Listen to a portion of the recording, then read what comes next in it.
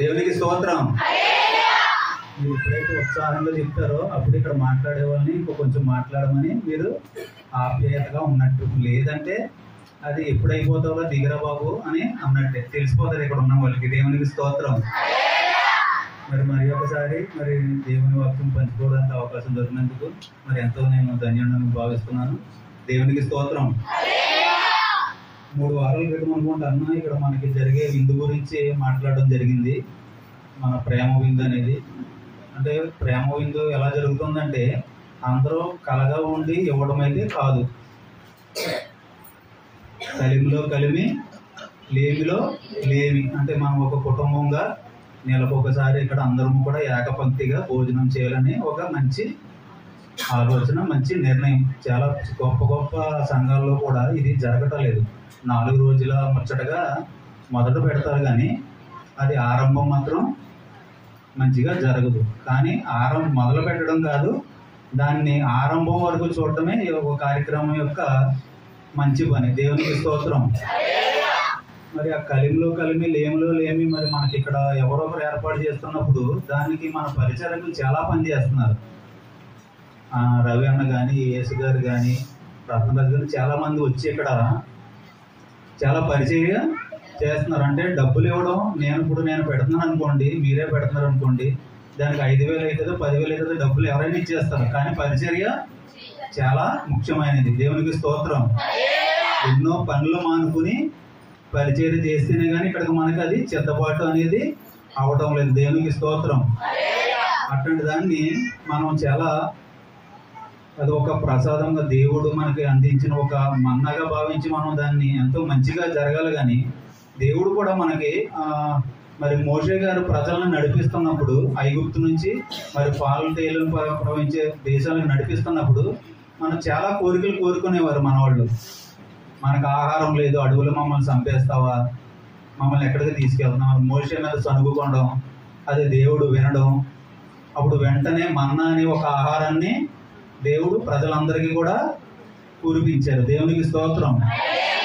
దాంట్లో అందరూ కూడా ఆ మన్నాని తృప్తిగా భోంచేసి, అలాగే కాకుండా కొంతమంది మళ్ళీ తెల్లారి దేవుడు ఇస్తాడో ఇవ్వడో అని కొంత మూటలు కట్టుకునేవారంట. దేవునికి స్తోత్రం. ఆ మూటలు ఏమయ్యి తెల్లారి తీసేటప్పటికి పురుగులు పట్టేసి. దేవునికి స్తోత్రం. అంటే దేవుడు ఇస్తున్నప్పుడు కూడా దాన్ని నమ్మకం అనేది లేదు. అంటే రేపు మళ్ళీ మన పిల్లలకి దొరుకుతుందా దొరకదా, ఇది ఒక దురాశ. మళ్ళీ ఆ మన్నాన్ని తిని నోరు చచ్చిపడిపోయింది, మాకు మొక్కలు ముడిచులు లేవు, మాకు మళ్ళీ ప్రసాదించు దేవుడు అంటే మళ్ళీ పూరేళ్ళని దేవుడు గుంపులుగా కురిపించాడు. దేవునికి స్తోత్రం. అంటే ఎలా కురిపిద్దామంటే వాళ్ళు చేతితో పట్టుకుంటే దొరికేసేలాగా వాళ్ళకి. వాటిని కూడా తృప్తి పొందేవారు కాదు. మోషే గారి మీద ఎన్నో సనుగుకునేవారు. దేవునికి స్తోత్రం. ఆయన ఎంత భారమైనప్పటికీ కూడా ప్రజలను నడిపించుకుంటూ వాళ్ళతో అనిపించుకుంటూ ఎన్నో భారం చేసినట్టు మనం చాలా గ్రంథాల్లో చూసాం. దేవునికి స్తోత్రం.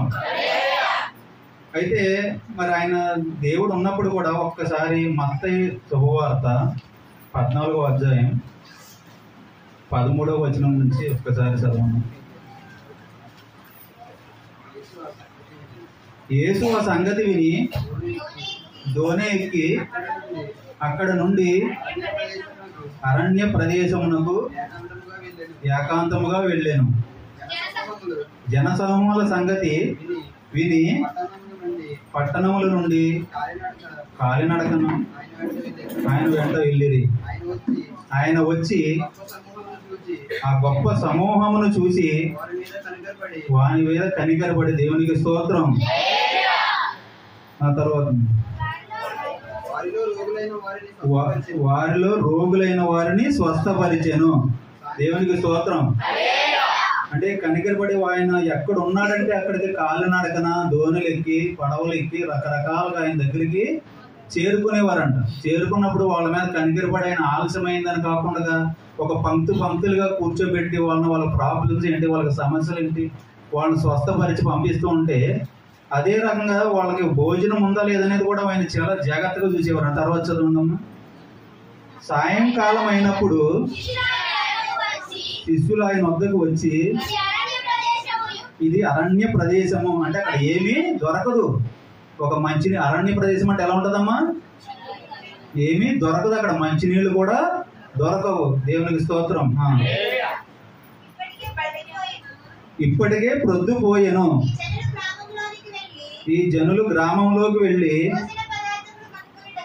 భోజన పదార్థములు కొనుక్కొనుటకై వారిని పంపివేయమని చెప్పారు. అంటే పట్టణంలోకి వెళ్ళిపోతే ఎవరికి తగ్గవాడు ఒకరు బిర్యానీ, ఒకరు భోజనం, ఒకరు చపాతి చొప్పున కొనుక్కు తింటారు, పంపేయండి అని చెప్పి ఆయన శిష్యులు ఆయన్ని అడుగుతున్నారు. దేవునికి స్తోత్రం.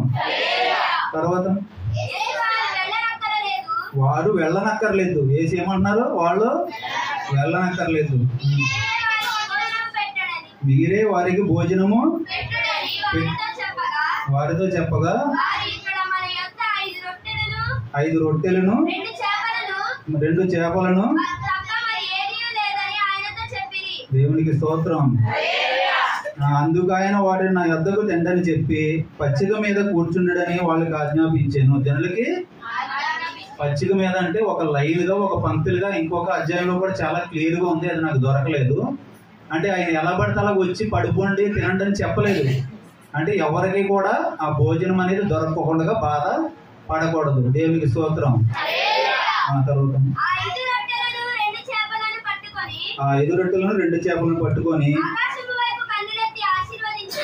ఆకాశం వైపు కన్నులెత్తి ఆశీర్వదించి ఆ రొట్టెలను విరిచి శిష్యులకు ఇచ్చాను. శిష్యులు జనులకు వడ్డించిరి. వారందరూ తిని తృప్తి పొంది తరువాత మిగిలిన ముక్కలు 12 గంపలు నిండా ఎత్తిరి. దేవునికి స్తోత్రం. అంటే అయ్యే కూడా వాళ్ళు అందరికీ సరిపోయింది కదా అని ఎక్కడ పారాయలేదు. అలాగే మన సంఘస్థులు కూడా మిగిలినప్పుడు అది భీమవరం అని అక్కడికని చిన్న చిన్న పార్సల్గా కట్టుకుని పట్టుకెళ్ళి అక్కడ అన్నమయ్య ఎవరైతే బాధపడుతున్నారో వాళ్ళకి ఇవ్వడం జరుగుతుంది. చాలా మంచి సందర్భం, మంచి ఆలోచన. దేవునికి స్తోత్రం. అంటే భోజనం గురించి నేను ఎందుకు చెప్తున్నానంటే, హైదరాబాద్లో నేను ఒక 10 సంవత్సరాలు ఉన్నప్పుడు నాకు ఒక ముస్లిం ఫ్రెండ్ ఉండేవాడు, నాతో పనిచేసేవాడు. ఆయనతో పాటు నేను వాళ్ళ ఇంటికి వెళ్ళాల్సి వచ్చి వెళ్ళాను.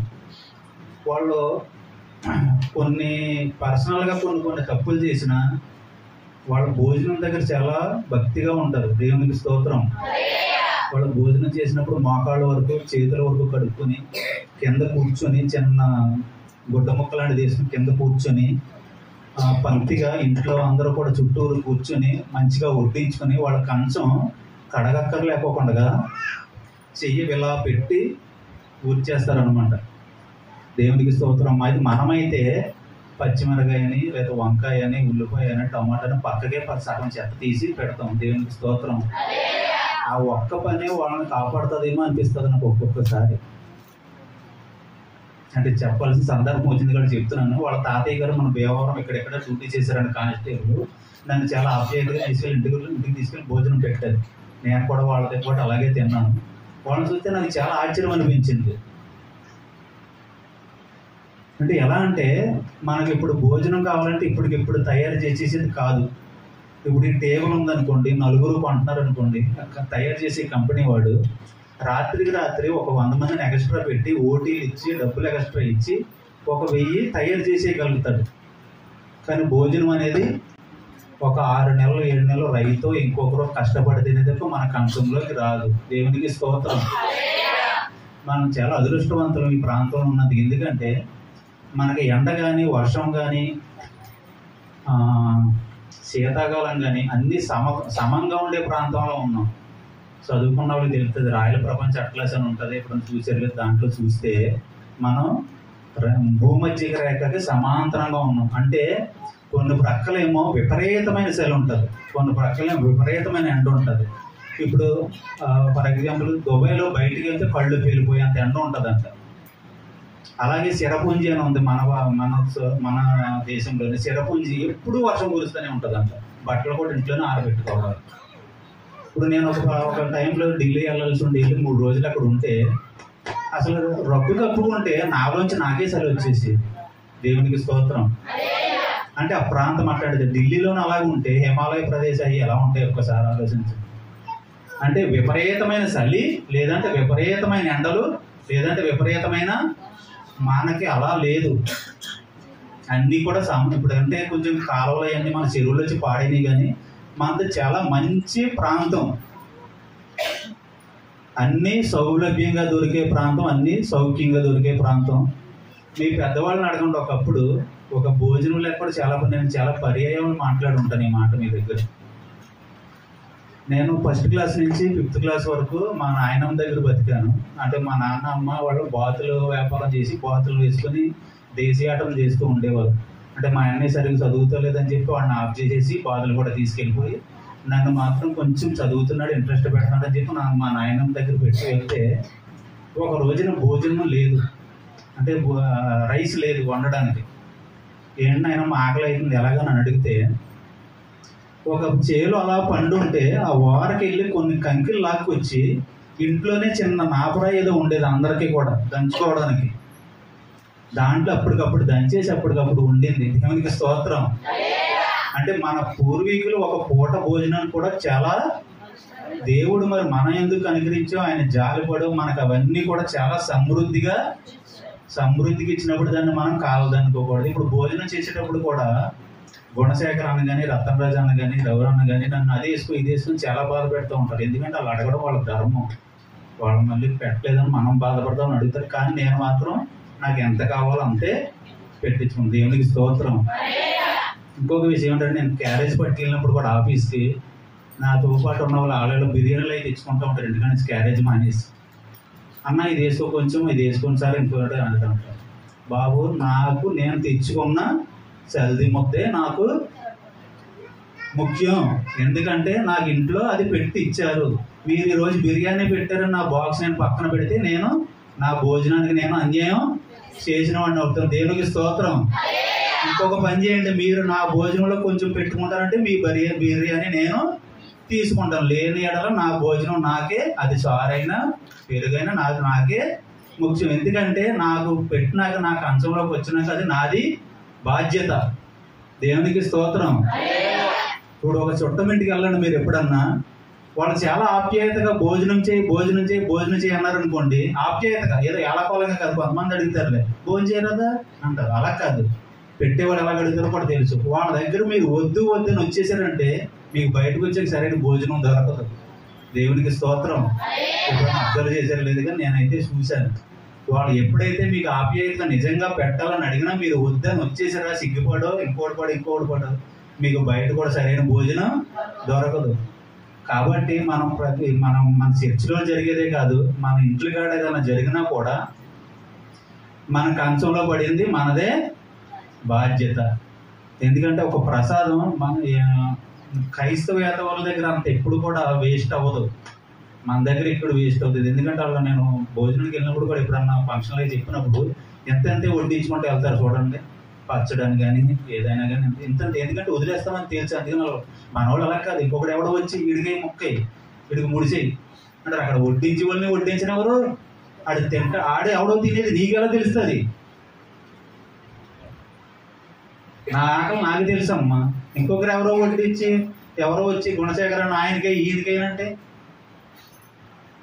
ఆయన వడ్డించడం ఆయన ధర్మం అయితే అయి ఉండొచ్చు, కానీ వడ్డించుకోవడం అనేది, అది పూర్తి చేయడం అనేది నా యొక్క ధర్మం. అది నా కంచంలో పడకపోతే ఇంకొకరికి ఎవరికో భోజనం అవుతుంది.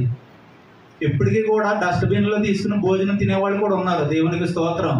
మన ప్రాంతాల్లో లేకపోవచ్చు, మీకు వద్దని పాడేసిందే తెల్లారి దాంట్లోంచి తీసుకు తినేవాళ్ళు కూడా మీరు చూడండి, ఫొటోస్లో కనిపిస్తూ ఉంటాయి. కలవరి టెంపుల్కి వెళ్ళినప్పుడు నేను చాలా చోట్ల ఏదైనా ఊరు వెళ్ళినా ఇంకోటి వెళ్ళినా దాంట్లో కొన్ని మంచి విషయాలు నేను గమనిస్తూ ఉంటాను. అంటే అక్కడ వేల కొలది వస్తారు, 4 ఆరాధనలు ఉంటాయి. 6 గంటలకి ఉదయం, 12 గంటలకి, 2 గంటలకి, 4 గంటలకి అనుకుంటా 4 ఆరాధనలు ఉంటాయి ఆదివారం. అయితే 3 ఆరాధనలకు ఆయన ఏం పెట్టడు, కానీ 12 గంటలకు వచ్చిన వాళ్ళకి భోజనం పెడతాడు. ఎందుకంటే బయటికి 1000 మంది ఇల్లు పడితే అందరికీ సరైన భోజనం దొరుకుతుంది. మంచి ఆలోచన. అక్కడ కూడా వేస్ట్ అవ్వడం నేను అంత గమనించలేదు. అంటే 12 గంటల బ్యాచ్లో అది అయ్యేటప్పటికి ఎంత అవుతుంది? 2 అవుతుంది. 2 అంటే అందరికీ కూడా మనకి దేవుడు చెప్పాడు కదా, ఏంటంటే వాక్యం ఎంత ఇంపార్టెంట్, మనకు భోజనం కూడా అంతే ఇంపార్టెంట్ ఇచ్చారు కదా.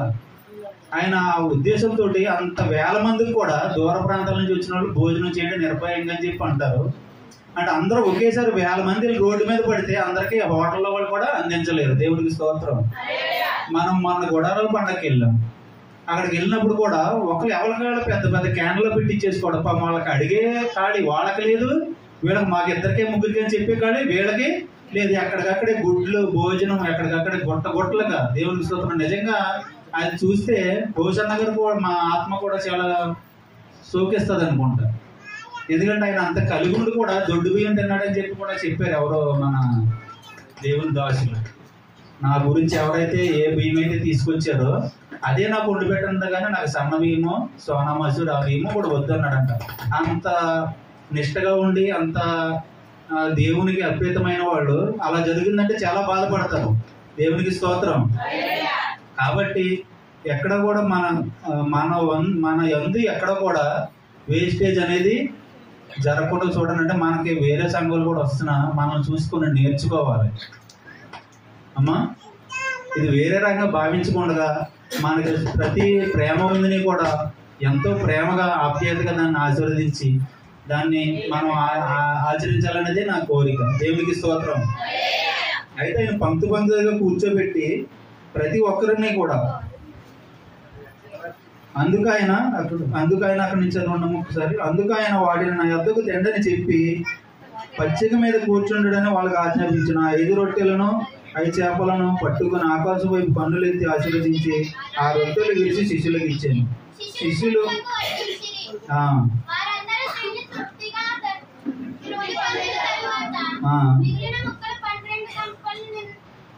ఎత్తిరి. స్త్రీలను పురుషు పిల్లలను కాక తిరిగిన వారు ఇంచుమించు 5,000 మంది పురుషులు. అంటే దేవుడు బైబిల్లో ప్రజల సంఖ్య చెప్పినప్పుడు పిల్లల్ని స్త్రీలని లెక్కలోకి చెప్పలేదు. అక్కడ చూడండి క్లియర్గా తెలుస్తుంది. స్త్రీలను పిల్లలను గాక ఇంచుమించు 5,000 అంటే పురుషులనే లెక్క చెప్తున్నారు. అంటే 5,000 మంది అంటే అక్కడ ఇంచుమించు 15,000 మంది ఉండవచ్చు. దేవునికి స్తోత్రం. సౌదీ అరేబియాలో ఒక వంటిని ఒక 12 మంది 15 మంది తినేస్తారంట. ఎవరైనా బయటికి వెళ్ళిన వాళ్ళకి తెలుస్తుంది ఇది.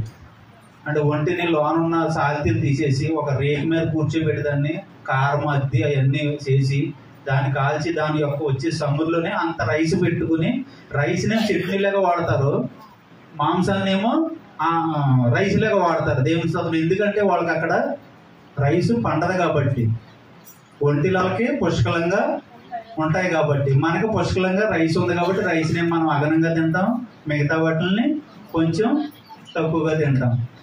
అయితే ఒక వంట అంటే మనకైతే ఒక 400-500 మందికి సమాధానం చెప్పేస్తుంది ఇక్కడ. దేవునికి స్తోత్రం. అక్కడ ఒక 15 మంది తినేస్తారండి. ఎందుకంటే రైస్ ఉండదు వాళ్ళకి. ఇంకా దాన్ని పీక్కు తినేస్తారండి. చుట్టూరు కూర్చొని అక్కడే డ్రింకులు పెట్టుకుని అక్కడే స్నాక్స్ పెట్టుకుని అక్కడే లాగించేస్తాం. అంటే ఒక్కొక్క దేశానికి ఒక్కొక్క సాంప్రదాయం, ఒక్కొక్క విధి. ఏదేమైనప్పటికీ ఆహారానికి ఇవ్వాల్సిన విలువ ఆహారానికి ఇవ్వవలసిందే. దేవునికి స్తోత్రం. ఎంత సంపాదించినా కూటి కొరకు అన్నాడు. కోటి విద్యలు కూటి కొరకే. దేవునికి స్తోత్రం. అంటే నేను ఇంకొకరు పంతులు వేషం వేసిన, ఇంకొకరు పోలీస్ చేసిన, ఇంకొకరు డ్యూటీ చేసిన, ఇంకొకరు ఇంకొకరు స్థాపీ మీద చేసిన, ఇంకొకరు పెయింట్ చేసిన, అందరూ కూడా ఆఖరికి వచ్చేటప్పటికి కూటి కొరకే. కూటి కొరకే కోటి విద్యలను ఎందుకు అన్నారంటే దాని గురించే. కాబట్టి మనం వేస్ట్ చేసేటప్పుడు ఒక్కసారి ఆలోచించండి, మనకి ఇది తగునా? ఇక్కడ గురించే కదా నేను మాట్లాడేది. మనకి ఇంటికాడ ఏదైనా ఫంక్షన్స్ అయినా కూడా ఇంకా అది ఇంకొక నలుగురికి ఉపయోగపడేలాగా చేయాలని. ఇది వేరే రకంగా భావించుకోకుండా అందరూ కూడా దేవుని పేరట అందరూ కూడా దీన్ని ఒక మంచిగా తీసుకోవాలని చెప్పి నేను భావిస్తున్నాను. అలాగే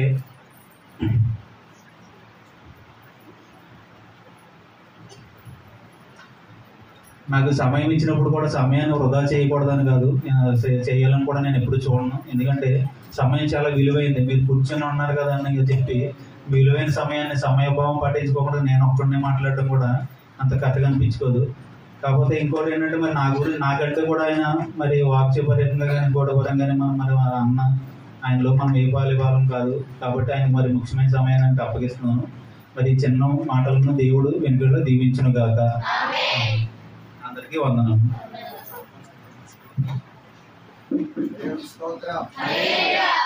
అందరూ చెప్తామా హల్లెలూయా?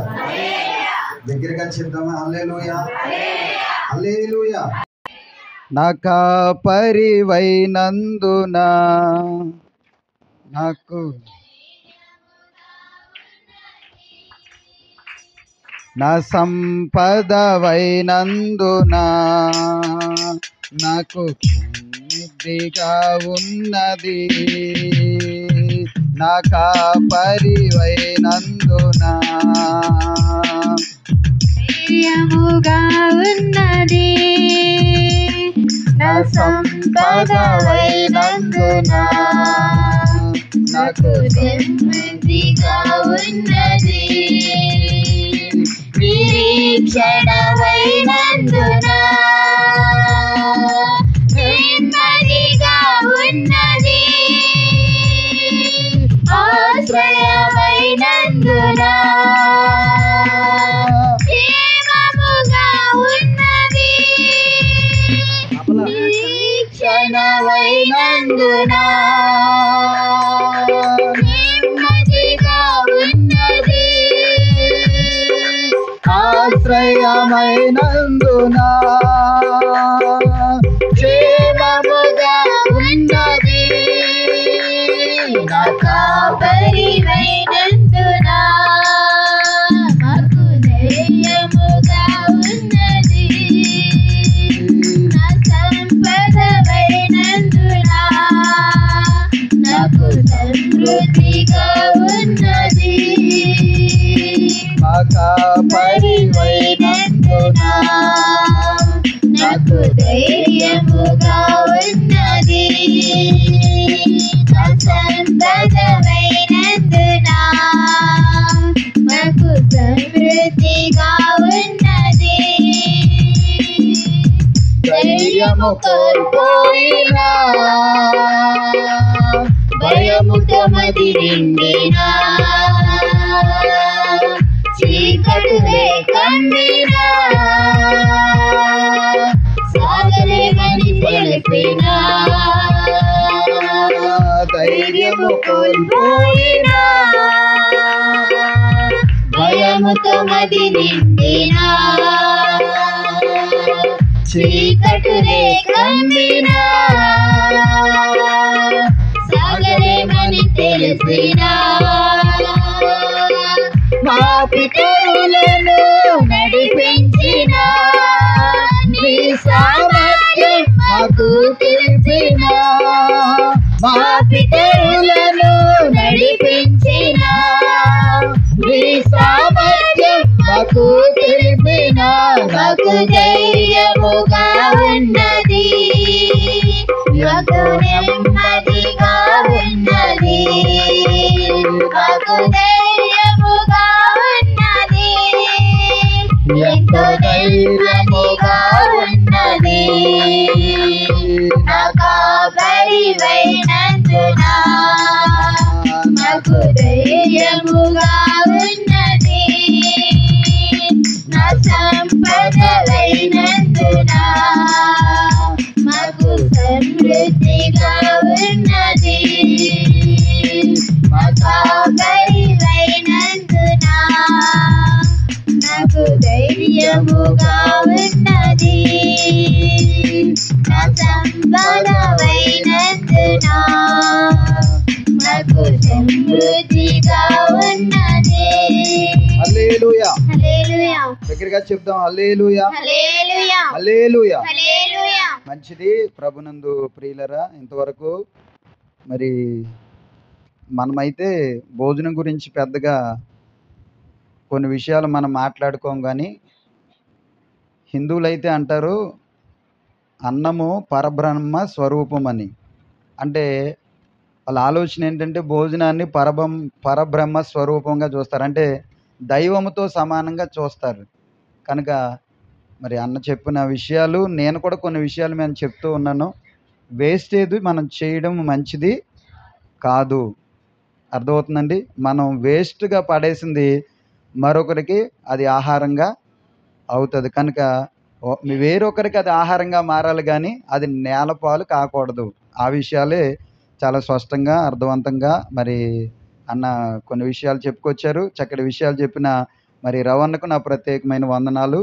ప్రియులరా, గడిచిన కాలమంతా మనలందరినీ ప్రేమించి తన కృపలో బలపరిచిన మన ప్రభువుకు నిత్యము మనందరి ద్వారా ఘనత మహిమ ప్రభావాలు మన ప్రభువుకు మాత్రమే చెందునుగాక. కూడి వచ్చిన మీ అందరికీ వందనాలండి. అందరికీ వందనాలు. జస్ట్ ఈ రీడింగ్ స్టాండ్ తీసి పక్కకు పెడితే వాక్యంలోకి వెళ్ళిపోదాం. హల్లెలూయా.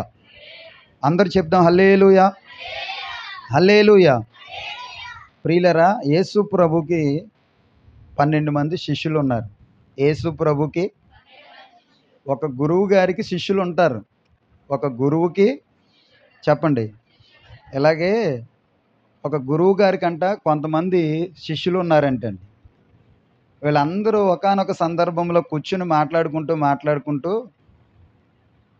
మన భారతదేశంలో ఎన్ని తీర్థయాత్రలు ఉన్నాయో, పుణ్యక్షేత్రాలు ఉన్నాయో వాటన్నిటికి వెళ్ళి మనం దర్శించుకుని మనందరము చూసి వద్దాము అని వాళ్ళే నిర్ణయం చేసుకుని గురువుగారి దగ్గరికి వెళ్ళి అన్నారంట, అయ్యా మేము ఎక్కడెక్కడ పుణ్యక్షేత్రాలు ఉన్నాయో అన్నీ మేము చూసుకుని వస్తామండి, కాస్త అంతా మాకు సెలవు ఇస్తారా అని అడిగారంటండి.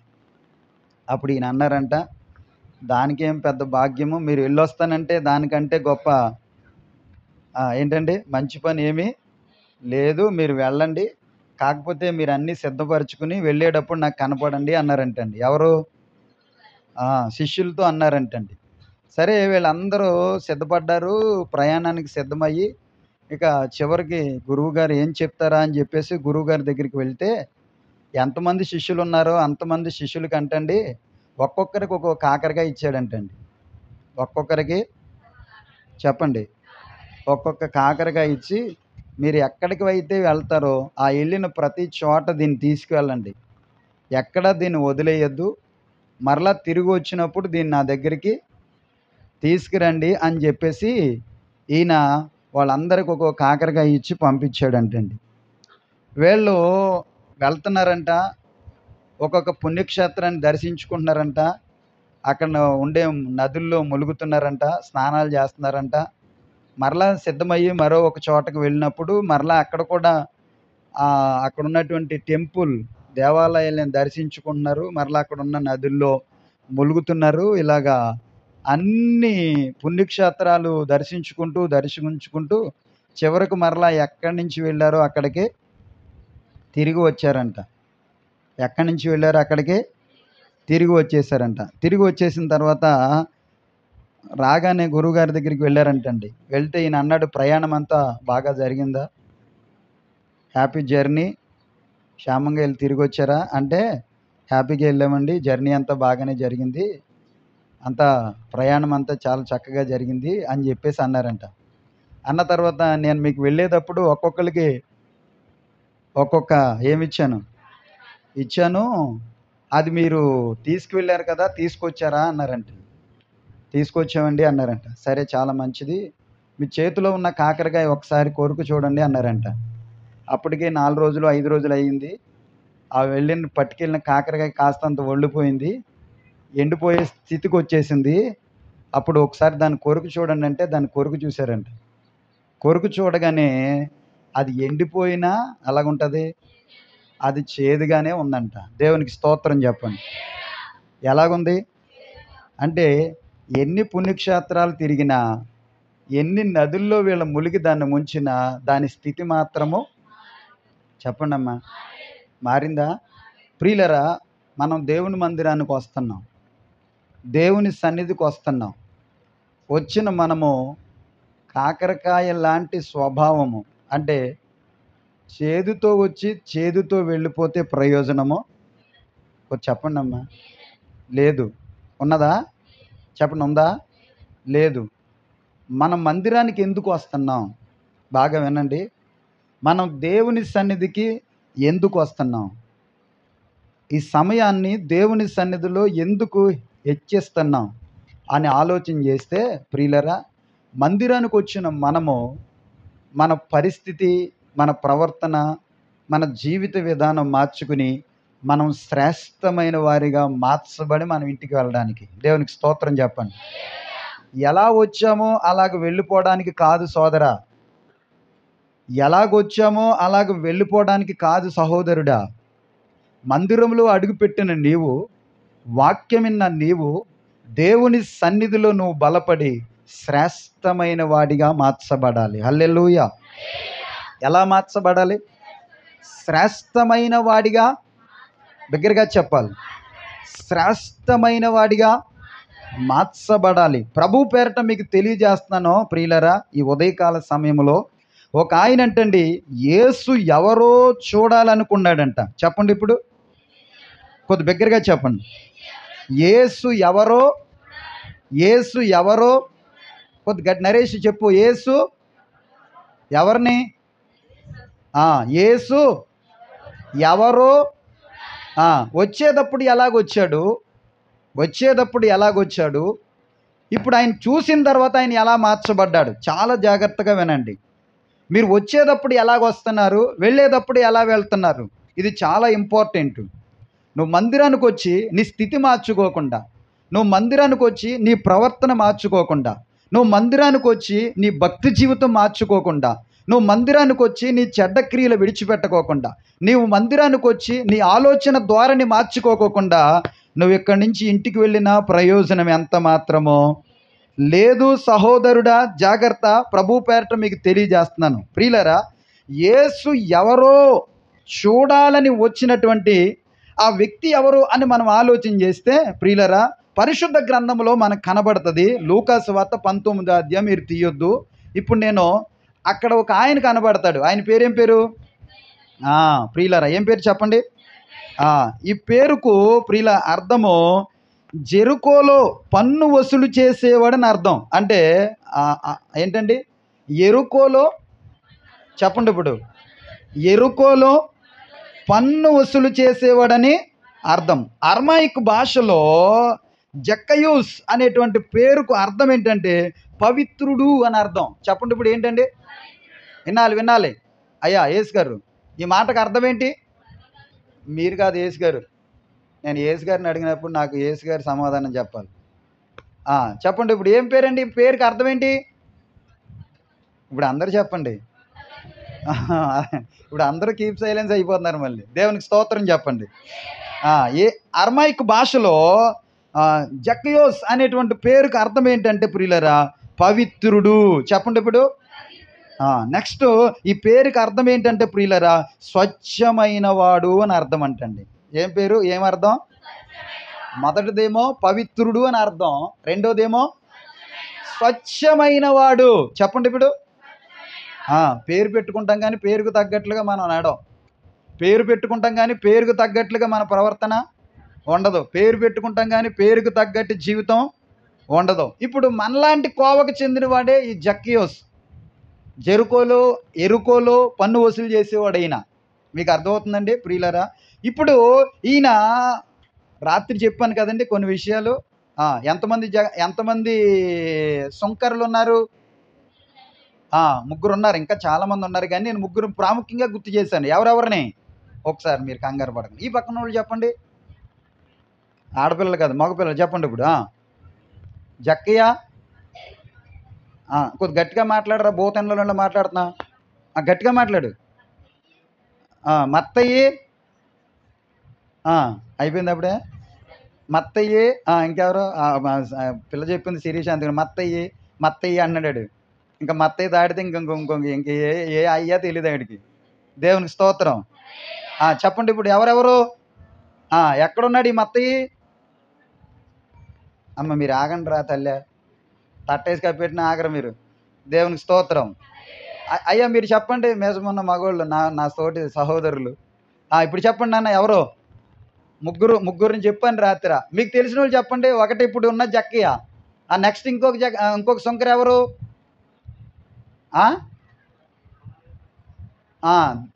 చెప్పండి. దేవాలయం కాదు, సుంకపు మెట్టుకాడ కూర్చుని ఉన్న మత్తయ్య. అర్థమవుతుందండి? సుంకపు మెట్టుకాడ కూర్చుని ఉన్న, దేవాలయం దగ్గర కాదు, మందిరం దగ్గర కాదు, సుంకపు మెట్టుకాడ కూర్చుని ఉన్న మత్తయ్య. ఆయన ఒక ఎవరండి? సుంకరి, అంటే సుంక వసూలు చేసేవాడు. నెక్స్ట్ ఇంకొక ఆయన ఎవరు? ప్రార్థనా మందిరానికి వెళ్ళినటువంటి, చెప్పండి, సుంకరి. అందుకునే మందిరం మానుకోకుండా క్రమంగా వస్తే కొన్ని విషయాలు తెలుస్తాయి. మీరేమో బ్రేకులు వేస్తారు, స్పీడ్ బ్రేకర్ లాగా అక్కడక్కడ ఆగుతారు. మరలా శనివారం గుర్తుండదు కొంతమందికి. చాలామందికి. ఏంటి అంత బద్ధకాలు? ఏమండి? ఏంటి అంత బద్ధకాలు? నేను మొన్న వాట్సాప్‌లో చూసాను. మొత్తం 12 అడుగుల ఎత్తులో వచ్చిందంటండి సునామీ. మొత్తం పెద్ద పెద్ద బిల్డింగ్‌లన్నీ మునిగిపోయి, కార్లన్నీ కుప్ప కుప్పగా పోగొడిపోయినాయి ఒక చోట. మనల్ని కూడా ఒక దెబ్బ కొట్టాడనుకో మరి ఇంకేం మళ్ళీ కోలుకోలేము. జాగ్రత్త. ఎంత బద్ధకాలేంటి మనకి? పని ఎక్కువైపోతుందా? ప్రియులారా, జాగ్రత్తగా మనకి దేవుడు మనకిచ్చిన సమయాన్ని ఏం చేయాలి? చెప్పండి బిగ్గరగా. సద్వినియోగం చేసుకోవాలి. నిర్లక్ష్యంగా ఉండకూడదు. మందిరం ఎడల, ప్రార్థన ఎడల నిర్లక్ష్యంగా ఉండకూడదు. ఉపవాస ప్రార్థన కానీ మందిరానికి వచ్చే విషయంలో నిర్లక్ష్యంగా ఉండకూడదు. మీకు అర్థమవుతుంది అందరికీ? మందిరానికి రావాలి, ఆరాధనలో పాల్గొవాలి, ప్రభువులో బలపడాలి. కొన్ని ప్రాముఖ్యమైన ఆత్మీయమైన విషయాలు మనం ఏం చేయాలి? చెప్పండి గట్టిగా. నేర్చుకోవాలి. దేవునికి స్తోత్రం చెప్పండి. కొద్ది బిగ్గరగా చెప్పండి. టోటల్గా ఎవరు రాలేదు అందరినీ నేను అన్నాను. ఎవరిని ఒక్కని పేరెట్టి ఏం అనలేదుగా. దేవునికి మహిమ కలుగును గాక. కాస్తంతమంది అలాగ అనుకుంటారు, మా కోసమే అన్నారు అనుకుంటారు. అలాగే ఏం అనుకోవద్దు. అలాగే నేను ఒకరిని అంటే క్షమించండి. నేను అందరిని అన్నాను అంతే. నాకు అందరూ ఒకటే. దేవునికి స్తోత్రం చెప్పండి బిగ్గరగా. హల్లెలూయా. ప్రియులరా, చూడండి, రాయబడిన సందర్భాలు మనం చూస్తే ముగ్గురు సుంకర్ల గురించి మనకు బాగా తెలుసు. మొదట ఎవరంటే, ఇదిగో మేడి చెట్టు ఎక్కిన జక్కయ్య, సుంకపు మెట్టుకాడ కూర్చుని ఉన్న మత్తయి. ఇప్పుడు నెక్స్ట్ మందిరానికి వెళ్ళి ప్రార్థన చేసే సుంకరి పరిచయంలో కనబడుతున్న సుంకరి కదండి ప్రియులరా. ప్రియులరా, ఇప్పుడు వాళ్ళ పేర్లు వేరే. మత్తయి పేరు వేరే. నెక్స్ట్ మందిరానికి వచ్చి ప్రార్థన చేసిన సుంకరి పేరు రాయబడలేదు, కానీ ఇక్కడ పేరు రాయబడ్డది. ఏమని పేరు రాయబడ్డది? జక్కయ్య. ఈ పేరుకి అర్థం ఏంటి? పవిత్రుడు. నెక్స్ట్ స్వచ్ఛమైన వాడు. దేవునికి స్తోత్రం చెప్పండి. ఈ పేరు మంచి పేరు పెట్టారు వాళ్ళ అమ్మోళ్ళు. ఎవరు? మరియమ్మ, మార్తమ్మ, సువార్తమ్మ, ఇంకే అమ్మలు ఉన్నాయి? మంచి మంచి పేర్లు వేస్తేరమ్మ. పేర్లు మంచియే. మిమ్మల్ని అంటలేదు పేర్లు, అలా పేర్లు పెట్టుకున్న వాళ్ళని అంటున్నాను నేను. పేర్లు మంచివే, కానీ పేరుకు తగ్గట్టుగా తీరుండదు. దేవునికి స్తోత్రం. ఆ మధ్యకాలంలో తలుపులో ఒక సేవకుడు ఉన్నాడు. ఆయన పేరు ఏదో ఒక పేరు, మంచి పేరు ఏంటండి, పేరు మారింది కానీ నీ తీరు మారలేదే అంటాడండి ఆయన. అంటే మన పేరు మారుతుంది కానీ ఏం మారదు? కొంచెం చెప్పండి నాయన. పేరు మారుతుంది కానీ మన తీరు. ప్రియులరా, మన మందిరానికి వచ్చినప్పుడు మన పేరుతో పాటు మన తీరు కూడా మారాలి. చెప్పండి. ఇప్పుడు నువ్వు వాక్యం వింటున్నావు, నువ్వు ఆరాధనలో పాల్గొంటున్నావు, అర్థమవుతుందండి? నువ్వు చక్కగా బాప్తిసం పొందావు. నీ పేరు మారడం కాదు, నీ పేరు మార్చుకోవడం కాదు, మన పేరుతో పాటు మన తీరు కూడా. చెప్పండి. అదే క్రైస్తవం అంటే. పేరు మార్చుకున్నంత మాత్రాన పెద్ద గొప్పేమీ లేదు, కానీ పేరుతో మాటు మన తీరు కూడా, చెప్పండి గట్టిగా, మారాలి. ప్రియులరా, ఇప్పుడు జక్కయ్య అనేటువంటి ఆయన ఉన్నాడు. ఆయన పవిత్రుడు. ఆ పేరుకి అర్థం ప్రియులరా, ఆ పేరుకి అర్థము ప్రియులరా, స్వచ్ఛమైన వాడు. చెప్పండి. ఇప్పుడు స్వచ్ఛమైన వాడు. అయితే ప్రియులరా, ఈయన పేరుకు తగ్గట్లుగా ఈయన ప్రవర్తన లేదు, ఈయన పేరుకు తగ్గట్లుగా ఇతని జీవితం లేదు, ఈయన పేరుకు తగ్గట్లుగా ఇతని నడవడిక లేదు, ఈయన పేరుకు తగ్గట్లుగా ఇతను నడిచే విధానం బాగోలేదు ప్రియులరా. అయితే ఈయనకు మాత్రం ఒక ఆలోచన కలిగింది.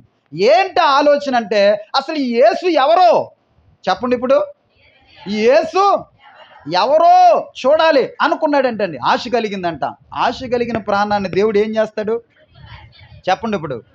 ఇప్పుడు దేవుడు తృప్తిపరిచాడో లేదో తెలియదు, కానీ ఈయన ఏదో రకంగా ఒక నిర్ణయం తీసుకున్నాడు. ఏంటంటే, ఈ యేసు ఎవరో నేను చూడాలి అని ఒక మంచి నిర్ణయాన్ని తీసుకుని యేసు ప్రభుని చూడడానికి వెళ్ళాడంట. యేసు ప్రభుని చూడడానికి, చెప్పండి గట్టిగా, యేసు ప్రభుని చూడడానికి వెళ్ళాడు. ప్రియులరా, మిమ్మల్ని ప్రశ్నిస్తున్నాను. ఇప్పుడు మా ప్రశ్నకు సమాధానం, మీకు ప్రశ్న ఉత్తరాల ఇక్కడ కార్యక్రమం జరుగుతుంది. జాగ్రత్తగా వినండి. నేను వేసే ప్రశ్నకు సమాధానం చెప్పండి. వెళ్ళేటప్పుడు ఎలాగెళ్ళాడు? చూడాలని వెళ్ళాడు. నెక్స్ట్ వెళ్ళేటప్పుడు ఎలాగెళ్ళాడు? ఆశతో వెళ్ళాడు. వెళ్ళేటప్పుడు ఎలాగెళ్ళాడు? చెప్పండి అమ్మా. ఆశతో వెళ్ళాడు. ఇంకోటి ఏంటండి? చూడాలని వెళ్ళాడు. ఇంకా నడుచుకుంటూ వెళ్ళాడా? ఇంకా నయం బస్సు ఎక్కి వెళ్ళాడని చెప్పలేదు. దేవునికి స్తోత్రం. కొద్ది బిగ్గరగా చెప్పండి. వెళ్ళేటప్పుడు ఎలాగెళ్ళాడు? అమ్మా విమానం ఎక్కి వెళ్ళాడని చెప్పండి, అది కూడా ఒకటి మిగిలిపోయింది కదా. హల్లెలూయా. అయ్యా వినపడలేదు, గట్టిగా చెప్పండి. చూడండి, ఆ వెళ్ళేటప్పుడు అతని స్థితి బాగలేదు, వెళ్ళేటప్పుడు అతని ప్రవర్తన తీరు బాగలేదు, వెళ్ళేటప్పుడు అతని జీవితం బాగోలేదు, వెళ్ళేటప్పుడు ఏమాత్రం అతని ప్రవర్తనలో మార్పు అనేది లేదు, లేనివాడిగా వెళ్ళాడు. ఇప్పుడు మారు మనసు లేనివాడు, జీవితం మార్చుకోలేనివాడు, ప్రవర్తన మారలేనివాడు, భక్తి లేనివాడు, విశ్వాసం లేనివాడు, భయం లేనివాడు, ఏమాత్రము కూడా దేవుడంటే లెక్కలేని స్థితిలో ఉండేటువంటి వాడిగా జీవించేవాడు. ఒకవేళ దేవుడంటే లెక్క ఉంటే, దేవుడంటే భయం ఉంటే అన్యాయస్తుడిగా ఉంటాడా? చెప్పండి అమ్మా, ఉంటాడా? దేవుడంటే భయము, భక్తి, విశ్వాసము, ప్రార్థన జీవితం కలిగిన వాడైతే అన్యాయస్తుడిగా ఉంటాడా? గట్టిగా చెప్పండి, అవి చెప్పాలి. ఉంటాడా? వేరే వాళ్ళ దగ్గర అన్యాయంగా వసూలు చేస్తాడా? అక్రమంగా సంపాదించుకుంటాడా? బిల్డింగ్ మీద బిల్డింగులు కడతాడా? కట్టడు. భయం లేదు కాబట్టి ఇతడు ఎలాగున్నాడు? అన్యాయస్తుడిగా ఉన్నాడు, దోచుకునేవాడిగా ఉన్నాడు, దొంగలాగా ఉన్నాడు, ప్రజలతో సొంకరిగా పిలువబడుతున్నాడు, వాడు జోడికి వెళ్ళడం మంచిది కాదు అనుకున్నాడు. అతను పాపుల్లో ఒకడిగా ప్రజలందరూ ఏం చేశాడు? పరిగణించేశారు ప్రజలందరూ కూడా. మీకు ఆ విషయం చెప్పనా? అతడు పాపి అన్నట్లుగా పరిగణించారు, అతడు అన్యాయస్తుడు అన్నట్లుగా ప్రజలు పరిగణించాడు. అతను చూస్తేనే అన్యాయస్తుడిగా చూసేవారు, అతను చూస్తేనే పాపిగా చూసేవారు. ఎందుకని? అతడు అన్యాయస్తుడే కాబట్టి, అతని జీవితం అలాగే ఉంది కాబట్టి, అతని ప్రవర్తన అలాగే ఉంది కాబట్టి. నా సోదరా, మందిరానికి వస్తున్నావు, నా సోదరి, మందిరానికి వస్తున్నావు. ప్రియులరా, మన పరిస్థితి ముందు ఎలాగైనా ఉండొచ్చు, మన జీవితం ఎలాగైనా ఉండొచ్చు, మన ప్రవర్తన ఎలాగైనా ఉండొచ్చు, మన నడవడిక ఎలాగైనా ఉండొచ్చు. మందిరానికి వస్తున్నావు అంటే దేని కొరకు వస్తున్నావు తెలుసా? సరి చేసుకోవడానికి వస్తున్నావు. దేవునికి స్తోత్రం చెప్పండి, దగ్గరగా చెప్పాలి. అమ్మా ఎందుకు వస్తున్నావురా? అమ్మా చెప్పు, గట్టిగా చెప్పు. అమ్మా నాకు అర్థం కాలా. సరి చేసుకోవడానికి వస్తున్నావు బాబు. ఎందుకు వస్తున్నావు? అందుకేనా ఇంటిగా నిద్ర పట్టక వస్తున్నారా? దేవునికి స్తోత్రం. మందిరానికి వస్తున్నామంటే ఏదో ఒక ఉద్దేశం ఉంటుందిగా. బాబీ, సురేష్, ఎందుకు వస్తున్నావు? సరిదిద్దు లోపాలు ఉంటాయి ప్రతి మనిషిలో. తప్పులుండువారు తండోపతండాలంట. తప్పులుండువారు తండోపతండాలు. మళ్ళీ ఇంకొకటి ఏంటంటే, తప్పులుండువారు తన తప్పులు ఎరగరని ఉంటుంది. తప్పులుండువారు తండోపతండాలు అంటే తప్పు లేనివాడు ఎవడో లేడు, తప్పు చేయనివాడు ఎవడో. కొద్ది గట్టిగా చెప్పండి, ఉన్నాడా? తప్పు లేనివాడు ఎవడో లేడు, తప్పు చేయనివాడు ఎవడో లేడు, పాపం లేనివాడు ఎవడో లేడు, పాపము చేయనివాడు. పాపములోనే పుట్టానంటూ దావీదు అన్నాడు, మహారాజే పలికాడు. దావీదే అన్నాడంటండి, నేను పాపములోనే పుట్టాను, పాపములోనే పెరిగాను, నాలో ఏ పాపము లేదు అనడానికి వీలు లేకోకుండా నేను కూడా పాపిని అన్నట్లుగా దావీదు గారు పలికారు. అపోస్తలుడైన పౌలు గారు కూడా ఆ విలువైన మాటలు పలికారు. ప్రియులారా, అయితే తప్పు చేసే మనము, అన్యాయస్తులుగా జీవించే మనము, యథార్థత లేని మనము, పాపములో పట్టబడిన మనము, పాపములో జీవిస్తున్న మనము, పాపములో పొరులాడుతున్న మనము దేవుని మందిరానికి ఎందుకు వస్తున్నాం అని ఆలోచన చేస్తే మరింతగా చెత్త పనులన్నీ నేర్చుకోవడానికి కాదు. మీకు అర్థమవుతుందా? లేనిపోని అన్నీ నేర్చుకోవడానికి కాదు మందిరానికి వచ్చేది. మీకు అర్థమవుతుందా? అవి నేర్చుకోవడానికి, ఈ నేర్చుకోవడానికి, వాళ్ళని చూసి నేర్చుకోవడానికి, వీళ్ళని చూసి నేర్చుకోవడానికి, చెడ్డ క్రియలు జరిగించడానికి మనం దేవుని మందిరానికి వస్తున్నావంటే వదలడానికి వస్తున్నాం. చెప్పండి, ఇప్పుడు వస్తున్నావంటే గట్టిగా చెప్పండి. బ్యాగ్ నిండా, బకెట్ నిండా కుళ్ళిపోయిన తడి చెత్త, పొడి చెత్త పట్టుకెళ్ళావు. ఎందుకు అట్టుకెళ్ళావు? ఎక్కడ? మురుక్కాల కొట్టును పాడేయడానికి అట్టుకెళ్ళావు. మళ్ళీ అది మోసుకొస్తావా ఇంటికి? కొద్ది గట్టిగా చెప్పండి అమ్మా. ఎందుకు మోసుకురావు? మరి ఎక్కువ కాలం ఉంటే స్మెల్ వస్తుంది, వండలేం, దరిద్రమైన వాసన వస్తుంది. అర్థమవుతుందండి? అందుకనే వాసన వచ్చేదాన్ని ఏం చేస్తాం? దూరంగా పడేస్తాం. మనం కూడా అంతే. మన హృదయంలో ప్రియులరా పేరుకుపోయిన చెత్త చాలా ఉంది, పేరుకుపోయినటువంటి చెడ్డ క్రియలు చాలా ఉన్నాయి, పేరుకుపోయినటువంటి చెడ్డ పనులు చాలా ఉన్నాయి. ఇవన్నీ మనము మందిరంలో బలపరుచుకుని బయటికి వెళ్ళిపోయిన తర్వాత పిచ్చి పిచ్చి ఆశలు వేయడానికి కాదు. యవనస్తులకు ముందు బాగా జాగ్రత్తగా చెప్తున్నాను, వినండి. మన మందిరంలో నేర్చుకుని మరలా బయటికి వెళ్ళిన తర్వాత పిచ్చి పిచ్చి ఆశలు వేసుకోవడానికి కాదు. వచ్చామంటే దేవుని మందిరంలో సరి చేసుకోవడానికి వస్తున్నాం. వచ్చామంటే దేవుని మందిరంలో సరిదిద్దుకోవడానికి వస్తున్నాం. మరి బయటికి వెళ్ళిన తర్వాత పిచ్చి పిచ్చి చేస్తాలు వేయకండి, మరలా జాగ్రత్త. అర్థమవుతుందండి? దేవుని నామానికి అవమానం తేకండి. మరలా మీ వలన దేవుని నామం అవమానం పరచబడకూడదు. జాగ్రత్త. యవన దశ అంటేనే ప్రమాదకరమైన దశ అది. యవన దశ అంటేనే చాలా భయంకరమైన ప్రమాదకరమైన దశ అది. నాశనం అయిపోయే దశ, జీవితాలు పాడు చేసుకునే దశ, జీవితాలు చంకనాగిపోయే దశ అది. ప్రమాదకరమైన దశ. కనుక జాగ్రత్త. ప్రోత్సహించే వాళ్ళు ఉంటారు, పురుగొలిపే వాళ్ళు ఉంటారు, పాపంలో గెంటే వాళ్ళు ఉంటారు, పాపంలో తోసే వాళ్ళు ఉంటారు. తోసే వాళ్ళందరినీ పక్కకు పెట్టేసి జాగ్రత్తగా వాక్యం చేత పట్టబడండి. వాక్యానికి విలువ ఉండి, వాక్యానికి గౌరవం ఉండి. ఎందుకంటే ఒక ఆత్మీయ జీవితాన్ని బలపరిచేది దేవుని యొక్క, కొద్ది గట్టిగా చెప్పండి, ఎనరో అటు ఇటు దిక్కులు చూస్తారో, వాక్యం సరిగ్గా ఎనరో, బయటికి వెళ్ళిన తర్వాత బకెట్లతో మోసుకొచ్చిన మురికంతా పట్టుకెళ్ళిపోయినట్టు, చెత్త అంతా పట్టుకెళ్ళిపోయినట్టు మరలా పట్టుకెళ్ళిపోతారో, మరలా అలాగే కంపు బరాయించుకుంటూ ఉంటారు. వద్దు, అలాగ ఉండొద్దు. ప్రభు పేరట మీకు తెలియజేస్తున్నాను ప్రియులరా, నన్ను బట్టి కానీ మిమ్మల్ని బట్టి కానీ మనందరిని బట్టి కానీ మన దేవుని నామానికి అవమానము రాకూడదు. మనల్ని బట్టే కదా నా నామము, మిమ్మల్ని బట్టే కదా నా నామం అన్యజనుల మధ్య దూషించబడుతుంది. ఒక్కసారి ప్రభువులో నువ్వు పట్టబడ్డా, నీ స్థితి మార్చబడ్డది, నీ ఆలోచన ధోరణి మార్చబడ్డది, నీ విశ్వాసం మార్చబడ్డది, నీ బ్రతుకు సరిదిద్దుకోవడానికి నువ్వు దేవుని మందిరానికి వచ్చావు. వచ్చిన తర్వాత మరలా వెనక్కు చూసావా? నాగటి మీద చెయ్యి పెట్టి వెనక్కు చూసేవాడు, చెప్పండి ఇప్పుడు, తెలీదా? అది కూడా మీరే చెప్పండి అయ్యగారని చెప్పండి. మరి దేవునికి స్తోత్రం చెప్పండి. కొద్ది బిగ్గరగా చెప్పండి, ఇంకా బిగ్గరగా చెప్పాలి. హల్లెలూయా. నాగటి మీద చెయ్యి పెట్టి వెనక్కు చూసేవాడు దేవుని రాజ్యానికి అర్హుడు కాదు. ఒక్కసారి మరలా వచ్చిన తర్వాత చూసావా, ఇంక అయిపోయింది మన జీవితం. ఒక్కసారి అడుగు పెట్టిన తర్వాత మరలా లోకంలో చూసావా, మన జీవితం అయిపోయినట్టే. దావీదు గారు చెప్పారు కదండి చాలాసార్లు. ఏప్రిల్కి రాసినటువంటి పత్రిక రాయబడిన సందర్భాలు మనం చూస్తే 6వ అధ్యాయము ప్రియులరా, అద్భుతమైన సందర్భాలు మనకు కనపడతాయి. అక్కడ రాయబడిన సందర్భాలు చూద్దాం. 3వ వచనం చదవండి. ఒక్కసారి వెలిగింపబడి